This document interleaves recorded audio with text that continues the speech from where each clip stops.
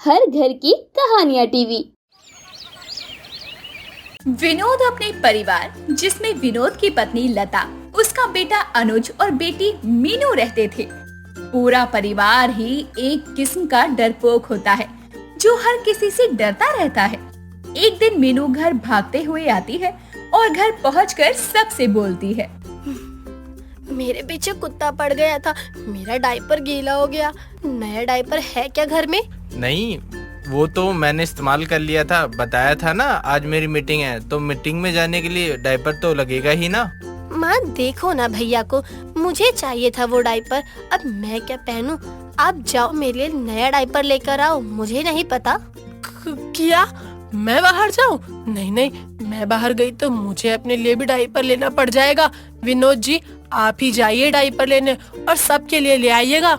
एक काम करता हूँ, मैं मंगवा ले रहा हूँ, क्योंकि बाहर तो मैं भी नहीं जाना चाहता ना, तो यही सही रहेगा कि मैं सबके लिए बाहर से डायपर मंगवा लूँ।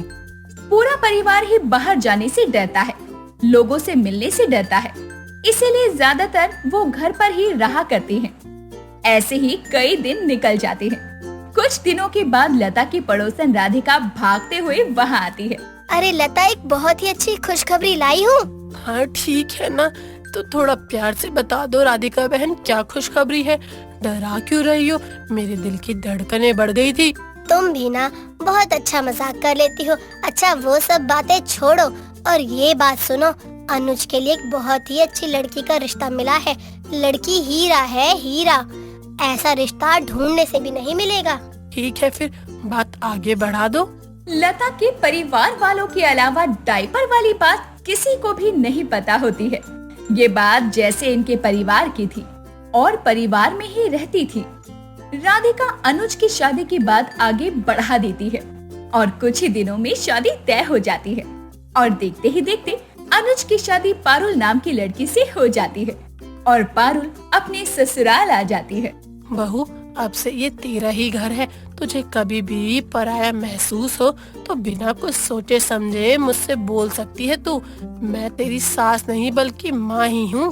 पारुल अब अपने ससुराल को अच्छे से संभाल लेती है। कुछ दिनों के बाद पारुल अपने कमरे में ही थी कि तभी उसकी दोस्त का कॉल आ जाता है और पारुल की उससे लड़ाई होने लगती है। तो खुद को समझती क्या है? मैं क्या तुझसे डरती हूँ? अब क्या मेरे इतने बुरे दिन आ गए हैं? मैं तुझसे जरा भी नहीं डरती। मेरा नाम पारुल है, पारुल। और पारुल किसी से डरने वालों में से नहीं है। आई बात समझ में? मैं अभी आ रही हूँ। पारुल की इतनी तेज आवाज सुनकर वहाँ पारुल का पूरा ससुराल आ जाता है। अरे आप सब यहाँ, कुछ काम है क्या मुझसे? बहू, तुम किससे चिल्लाकर बात कर रही थी? कि कोई हमारे घर आने वाला है क्या? मुझे बहुत डर लग रहा है। क्या पापा जी, आप भी ना इतनी सी बात को लेकर डर रहे हो? अरे मेरी एक सहेली है, वो मुझसे बहुत बोल रही थी और सुनाई जा रही थी। अब आप ही बताओ, मैं क्या सुनकर रह जाऊं? मैं तो जा रही हूँ सीधा बात करने। अब बहू, हमारे घर में सब लोग बहुत ही शांत स्वभाव के साथ रहते हैं। तू लड़ने क्यों जा रही है? अगर तुझे कुछ हो गया तो? उसने तुझे कुछ कर दिया तो? माँ जी, आप भी ना कैसी बातें करती हो? अरे मेरी सहेली है, मैं उसे अच्छे से जानती हूँ और मैंने पहले भी बहुत बार उसे सुधारा है और अब भी सुधारना जानती हूँ। इसमें डरने वाली क्या बात है? ठीक है भाभी, आते टाइम ना डायपर भी लेते आना। डायपर? डायपर का क्या काम है हमारे लिए? हमारे लिए का मतलब है कि हमें कहीं देना है, इसलिए। अच्छा, तुम जहाँ जा रही थी वहाँ चले जाओ। पारुल को अपने डायपर वाली ससुराल के बारे में कुछ भी नहीं पता था और सब लोग पारुल से डायपर को लेकर बात भी छुपा रहे थे। कई दिन निकल जाते हैं। कुछ दिनों के बाद लता और उसकी बहू दोनों ही भूत की मूवी देख रहे होते हैं। तभी लता सोफे पर गीला कर देती है। हे भगवान, ये मुझसे क्या हो गया? मैंने तो सोफा ही गीला कर दिया। मैंने आज ही डायपर नहीं पहना था। अब तो बहू को पता चल ही जाएगा। मैं यहाँ से उठ के जा भी नहीं सकती हूँ, थोड़ी देर में बदबू भी आने लग जाएगी। लता चुपचाप वहीं बैठी रहती है। कुछ देर बाद पारुल को बदबू आने लगती है। माँ जी, आपको कुछ गंदी सी बदबू नहीं आ रही क्या? जैसे बाथरूम खुला रह गया हो और किसी ने पानी तक न डाला हो। नहीं तो बहू, मुझे कोई बदबू नहीं आ रही है। तुझे पता नहीं क्यों बदबू लग रही है। सब ठीक ही तो है। कुछ देर के बाद लता के दिमाग से निकल जाता है कि उसने सोफे को गीला कर दिया है और वो उठ जाती है।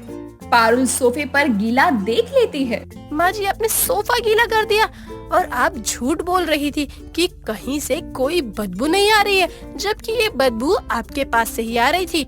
बहू माँ जी बस कीजिए, ये सब आपका किया हुआ है और आप ऐसे बन रही है जैसे इन सब से आप बिल्कुल अनजान ही हैं। पारुल काफी चिल्लाने लग जाती है। पारुल की आवाज सुनकर घर के सब लोग वहाँ आ जाते हैं।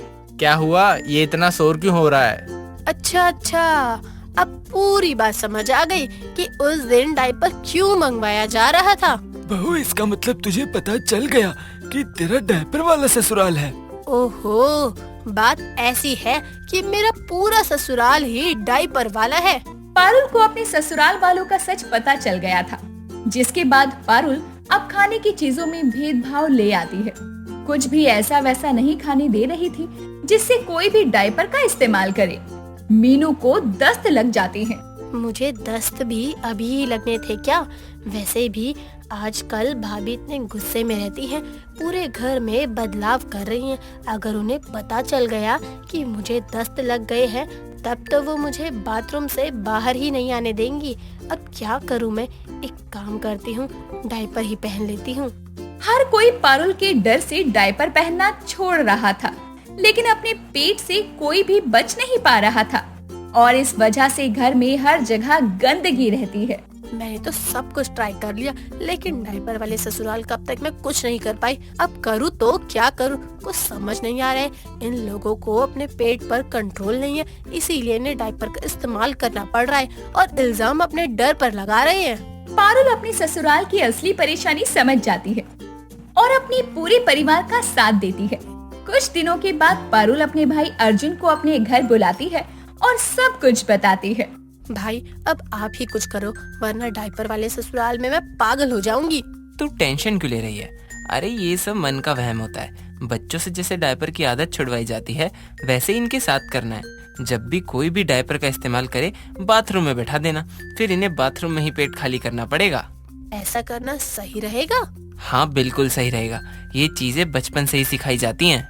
पारुल अपने भाई की बात मानती है और ऐसा ही करती है। कुछ ही महीने में डायपर वाला ससुराल डायपर से मुक्त हो जाता है और अंत में सब खुशी खुशी रहने लगते हैं।